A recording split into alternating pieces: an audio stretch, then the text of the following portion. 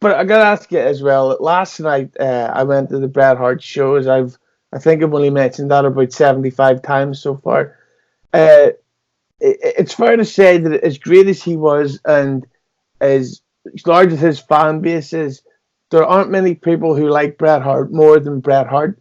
So, what was it like when you were doing that interview? What was it? The timeline, I think. Timeline. Yeah, and he basically took credit for every single thing ever that happened years before previously. So, with Bret Hart and his ego, how was it to interview him, or did you realize what you were getting into? Listen, this is going to shock you again. Now, Adam, wrestlers tell tall tales. B, some wrestlers are marks for themselves. I know. Stay in your chair.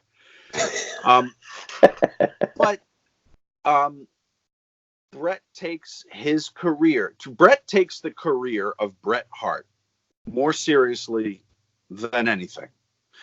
So I listen. The year we were covering with Bret was '92.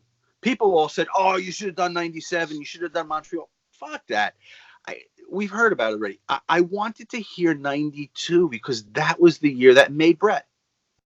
Nothing else would have happened if '92 hadn't happened. He sat on air with us. It was the biggest year of his career.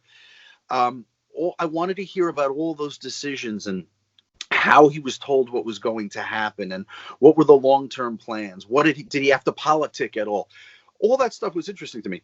The fact that Bret's career is the most important thing to Bret is fine with me. Again, who am I to say if things were different, if Bret wasn't the guy, the go-to guy there for the mid '90s, that the sport wouldn't have been different. I mean, what if Montreal didn't happen?